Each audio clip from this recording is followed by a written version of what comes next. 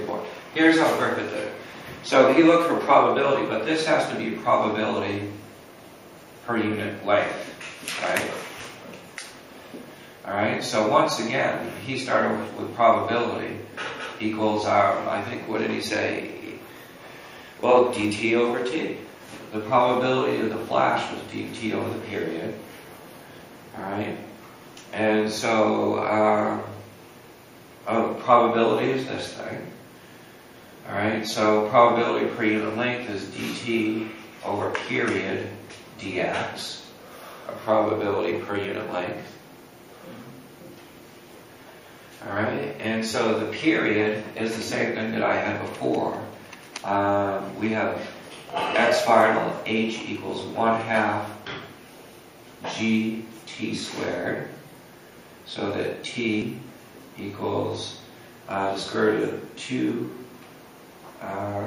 h over g. All right, and then he introduced something else. So this equals dt all divided by the square root of 2h over g dx. All right, and then he introduced something, I think it was the velocity. All right, so he said the velocity at any instant of time is dx dt, and that is equals d by dt of the 1/2 gt squared. So that equals gt. So in other words, dx, I believe it is a substitute for dx, that dx equaled gt dt. They put it as dt equals. Okay, dt. Alright, so dt, solve for dt. So dt over period. Yeah, dx over gt. And then you just plug it back into dt. It's a variable dt right here. Yeah, so then he plugged that into here. So this becomes dt all divided by the square root of 2h over g. Then dx.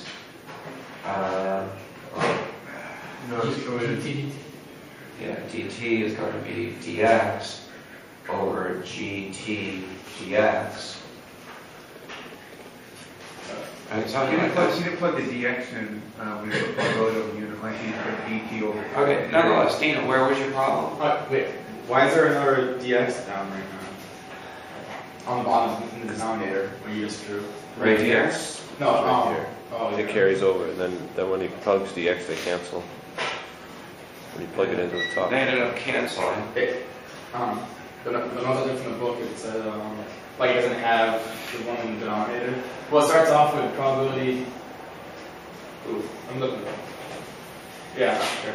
I kind of just like, I was looking at mine. I think since you're solving the probability density, you solve for the probability. So you guys cancel the dx's, where he doesn't cancel the dx's. Okay. Because he's solving directly for the probability. Okay, you're not doing the density. Yeah. So you his x stays, there's no x in the Oh, okay, what he does, I see, yeah. Oh, yeah. Yeah. So then he takes his dt over, so what he comes up with is that dt over t is equal to 1 over 2 the square root of hx. Yeah, that's where I got lost. I didn't know how I got that from what. Alright, and then rho of x, this would be p of x, probability of x. Yeah. And rho of x equals p of x divided by dx. So it'd be this thing divided by dx. Alright?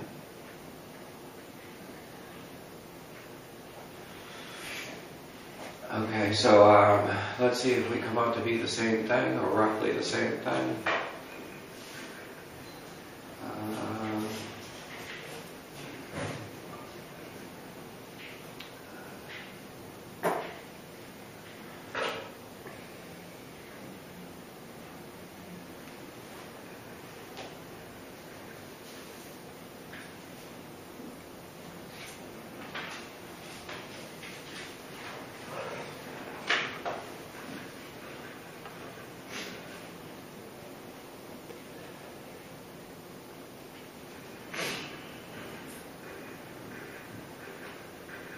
Yeah, this is going to work out just fine. So this cancels right here. And then we have to put in what t is, because we want the probability per unit length, we want the density to be as a function of time. And then we know over here that x, which is x equals 1/2 gt squared, so that t equals the square root of 2x over g. So this becomes 1 all times the square root of 2h over g times g times the square root of t, which is 2x over g. This all becomes 1 over the big square root of 4hx g squared, all divided by g squared. G squares cancel. This comes out to be 1 over 2 times the square root of hx. So that's rho of x. Alright, so when we come back up here, we get to the integral from 0 to h of x. Now rho of x is 1 over 2 times the square root of hx dx. Alright, and that's, in the previous one, when I did as a function of time, you just had to put the dt there. The big point is that you should be able to put away this problem, right, and do it on your own, alright, with a closed book. Alright, everybody right? And then the other big point is you should try it on your own first. Okay, everybody alright with that? You can do it on your own. You can set, so the hard part was setting it up. Right? And I set it up as a function of time. Right? And that's exactly what Griffith's got. I think the thing that, like, when I look at the work, like, there's not a whole lot of work that is shown here. Right. It kind of skips a lot of steps. That's why your book should be littered with doing all the steps in between. And if you're not doing that, you will fail the test. Alright? Because it means you have not practiced and are probably not able to do the steps in between. Okay? Yeah, so that's a good thing to notice. By the way, you should panic the thinner your book is. Because the thinner books will say the rest is trivial. And you should run for the hills when it says the remaining is trivial. Alright? And the proof is trivial. It should scare you. Alright? So that means you've got to do a lot more work in the thinner books. But it's worth it. Okay. So let's do a quick couple other things. I'm going to talk about the next set of homeworks, which are going to be 110.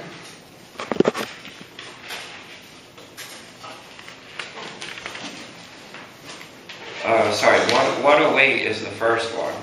All right. 108, then 110, 115, 117, and 118. And I've posted the solutions on the web too for help on those.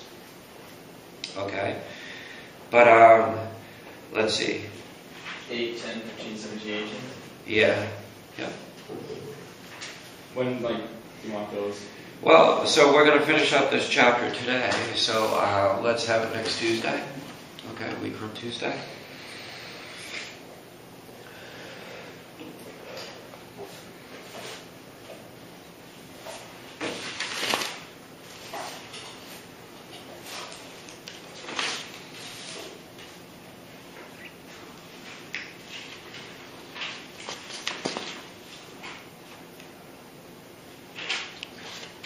Can I ask you a question on something?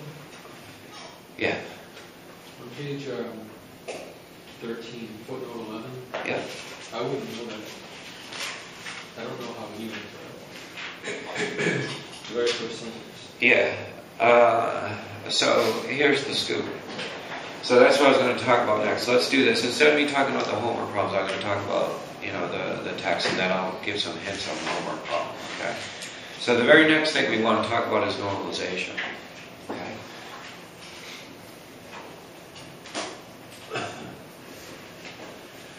Okay, so what we already know is that to have Warren's probabilistic interpretation of the wave equation, we have to have the integral from minus infinity to plus infinity of